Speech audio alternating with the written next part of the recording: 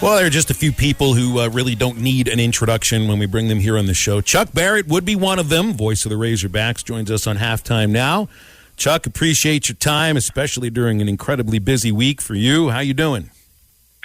Well, I'm doing well. That was quite an introduction there, Phil. Thank you. And hope everybody's enjoying their holiday season. I was trying to do no introduction, and I ended up failing doing that, man. I apologize for that. Well, no, you did fine. Exactly the way I told you to do it. That's right.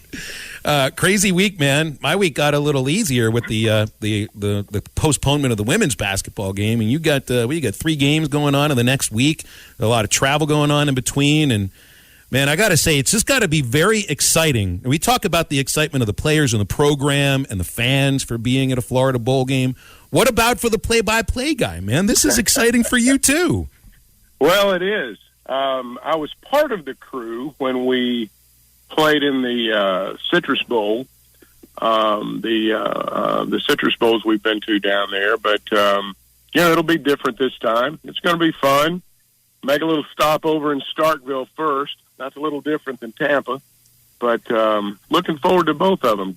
Should be a good basketball game tomorrow night. And, I think just for our people to, be able to say that their team's in a New Year's Day bowl game, I think Razorback fans take a lot of pride in that. And it's nice to be able to get up on New Year's morning and, maybe shake out the cobwebs and get ready to watch the Razorbacks play. We've not been able to do that in a while. You described so well why this bowl game means so much to the football program and to the fans. Now to the players specifically. I mean, we've only had 2 opt-outs. There have been so many other teams that have dealt with many more opt-outs, not just from the potential first-round guys. You have the feeling, especially when you hear the players talking in the last few weeks and from the super seniors, this is why they came back for another year. They wanted to play for Sam Pittman. They wanted to be a Razorback. I think they wanted a bowl game. And when you get the gift, not a gift because they earned it, of a January 1st bowl game, this feels like the real cherry on the top and the real reason they came back. Oh, I think that was a bit of it, certainly. It started with the belief, though, in their head coach. And that's the one thing that they've really done from his first game is they play for him. They play for him. And I've always believed that you're not going to be a good team until your players play for your coach. And you've got to have that as a head coach, that it factor. And he's had it from day one, and they played for him, and they want to play for him one more time, the guys that aren't going to play again. And for the others that are going to come back, I mean, they want to prove to him that they're part of the future.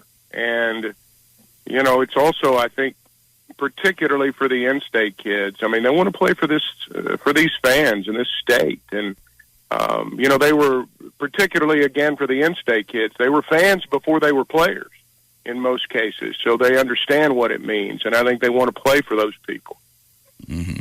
Chuck, on the other side of the ball there for Penn State, they've had opt-outs announced yesterday. They've had people out due to injury or COVID.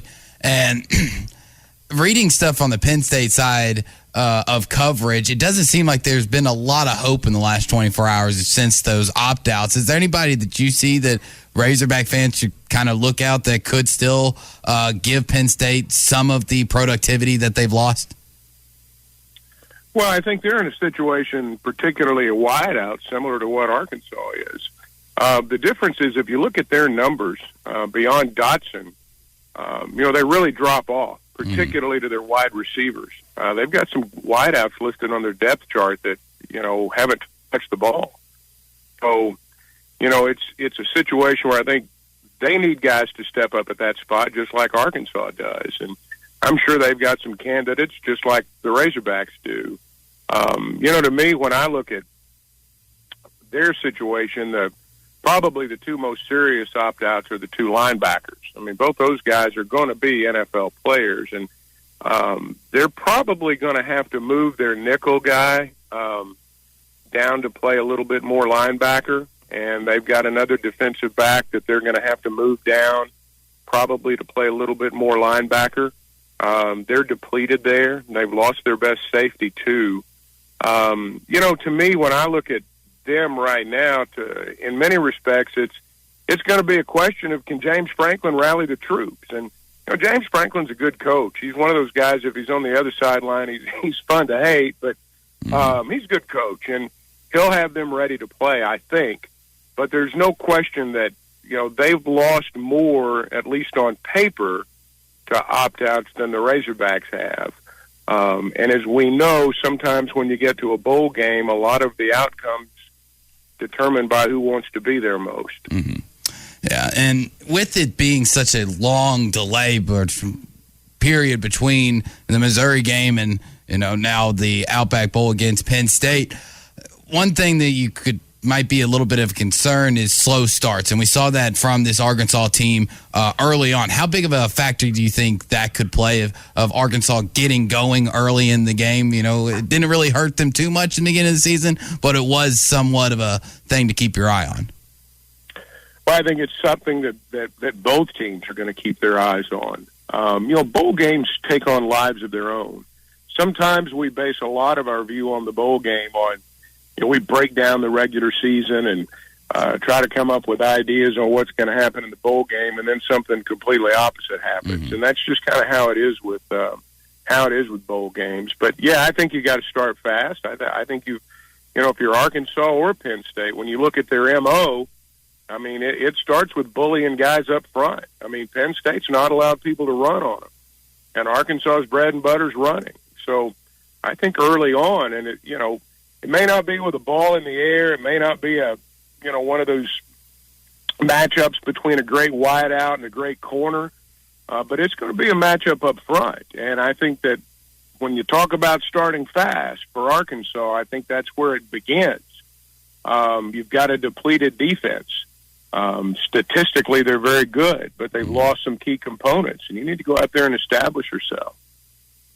Do you think this is the kind of game, and I agree with you, bowl games take on their own personality. It's not a regular season game, and honestly, you're playing a different team than Penn State was even a month ago, and Arkansas is different too. Tyson Morris is not with the team right now, and hopefully he gets there, but you see that there is that big drop-off from Dotson to everybody else for Penn State, but without Traylon Burks, if Tyson Morris is not there, then, you're looking at Warren Thompson, Davion Warren being your top wide receivers. I'm interested to see how Bryce Stevens gets involved because, they wanted him to redshirt. This will be the fourth game, and quite honestly, everybody's wondering who steps up at the wide receiver position. They're not just going to run the ball the entire game, right?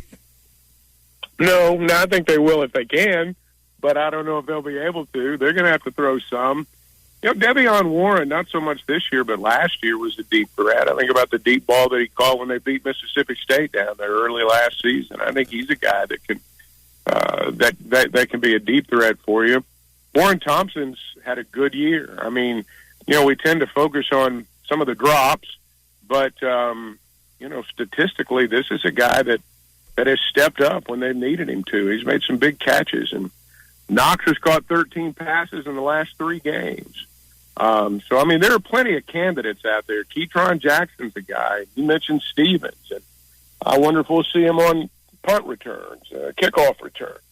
I do wonder what his role will be because they like him a lot. But all those guys are going to get chances.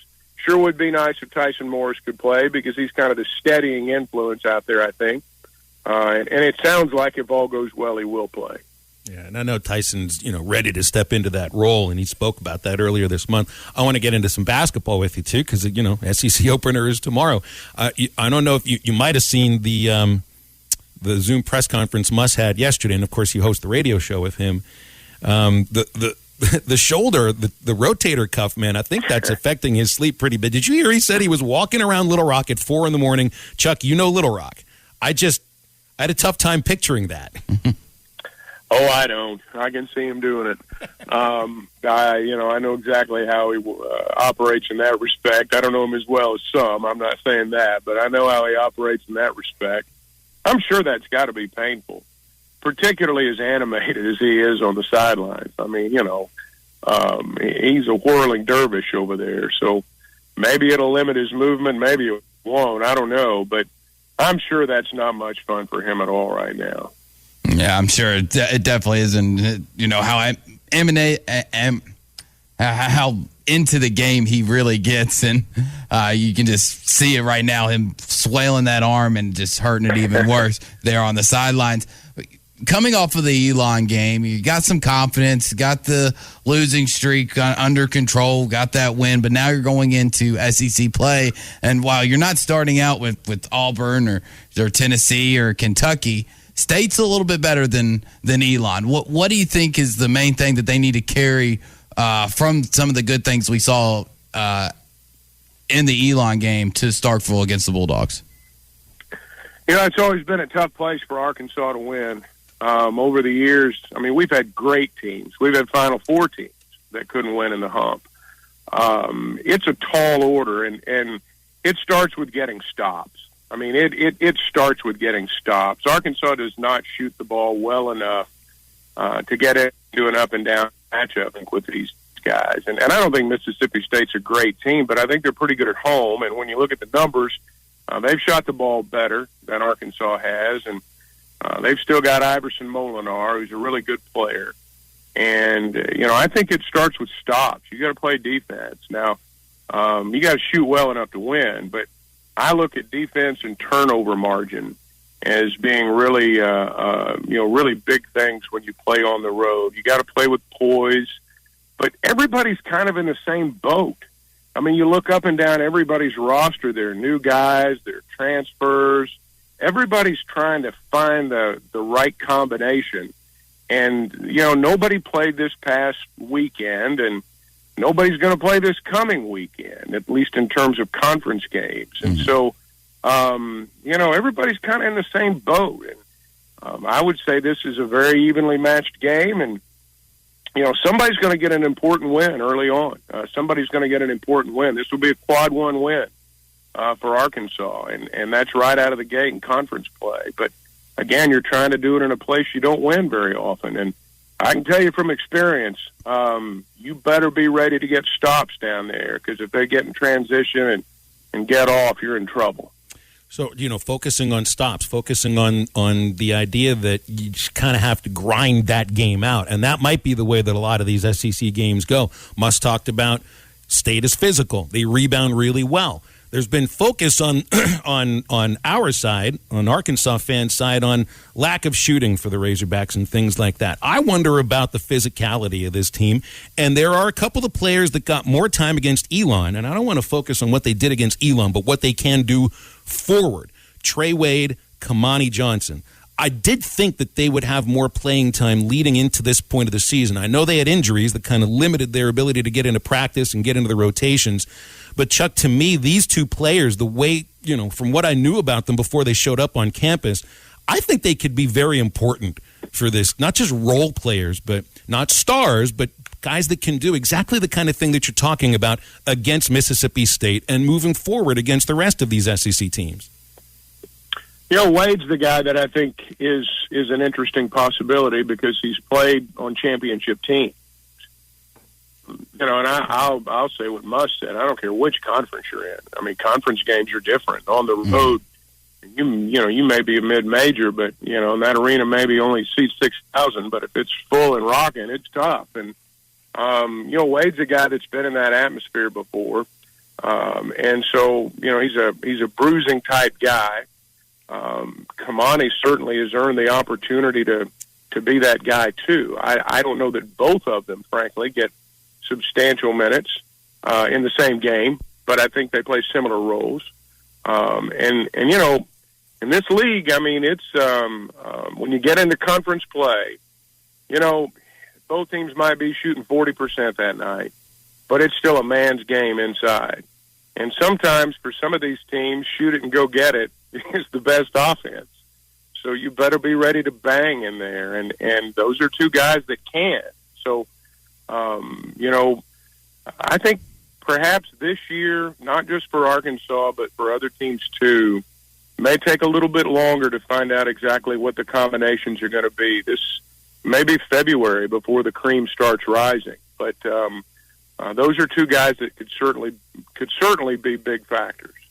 Preaching patience, Chuck. And that's the toughest thing for people to, even show hosts to latch on to sometimes, and I think you're right. BetOnline has you covered for all the holiday season. More props, odds, and lines than ever before. BetOnline remains your number one spot for all sports action. Head to our new updated desktop or mobile website to sign up today and receive your 50% welcome bonus with the promo code BELIEVE to receive your bonus. That's BLEAV to receive your bonus. And it's not just football. BetOnline has pro and college hoops, NHL, boxing, UFC, even your favorite Vegas casino games. Don't wait to take advantage of all these amazing offers available for the 2021 season. BetOnline is the fastest and easiest way to bet on all your favorite sports.